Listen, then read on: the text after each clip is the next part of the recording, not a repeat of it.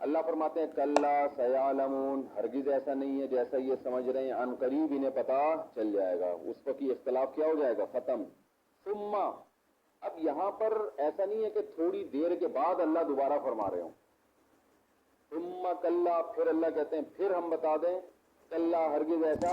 نہیں ہے جیسا یہ سمجھ رہے ہیں، سیعلمون، عن قریب انہیں پتا چل جائے گا۔ تو یہاں تعقیب حقیقت میں نہیں ہے، اس کو کہتے ہیں تعقیب ذکری، ذکر میں تاخیر ہے،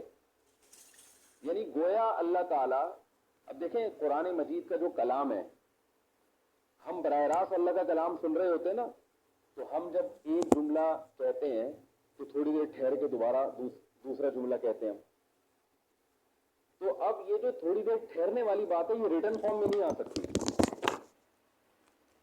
میں آپ سے اگر خطاب کر رہا ہوں، ایک بات میں کہوں گا، تھوڑی دیر میں سانس لوں گا، رک جاؤں گا، پھر میں تھوڑی دیر بعد وہ جملہ دوبارہ ریپیٹ کروں گا، تو آپ سمجھ جائیں گے کہ پہلے جملے میں اور دوسرے جملے میں کیا ہے، فاصلہ ہے۔ یہ فاصلہ اس لیے رکھا جاتا ہے تاکہ بات آپ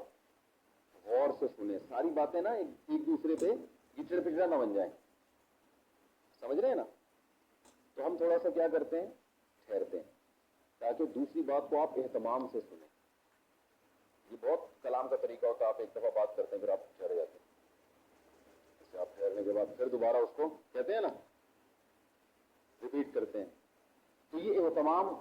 سے کہ یہ دوسری بات بھی پہلے ہی کی طرح کیا ہے، اس کی بھی وہی طاقت ہے۔ تو اب قرآن میں ایسا تو نہیں ہو سکتا کلا سیعلمون اس کے بعد پھر نقطے پڑے ہوئے ہوں کہ بھئی یہاں اللہ نے توقف کیا، بلکہ اس کے لیے عربی میں ثم کا لفظ یہاں استعمال ہوتا ہے کہ ثم کا مطلب ہے چلو تھوڑی دیر ٹھہرو، پھر ذرا ٹھہرو، میں تمہیں ایک اور دفعہ بتاتا ہوں، ٹھیک ہے نا، یعنی اہتمام سے دوسرے جملے کو بڑے اہتمام سے ریپیٹ کیا جا رہا ہے، یہ بتانے کے لیے کہ اس کی بھی بالکل وہی ویلیو ہے جو پہلے والے کی ہے، کیونکہ جب ایک جملے کو 2 دفعہ ریپیٹ کیا جاتا ہے نا تو اس کی ویلیو کیا ہو جاتی ہے، کم ہو جاتی ہے، چلو یار یہ تو وہی بات ہے جو پہلے تھی، تو پہلا جملہ تو اصل ہے، دوسرے میں ایسی کوئی بات نہیں ہے، تو اس لیے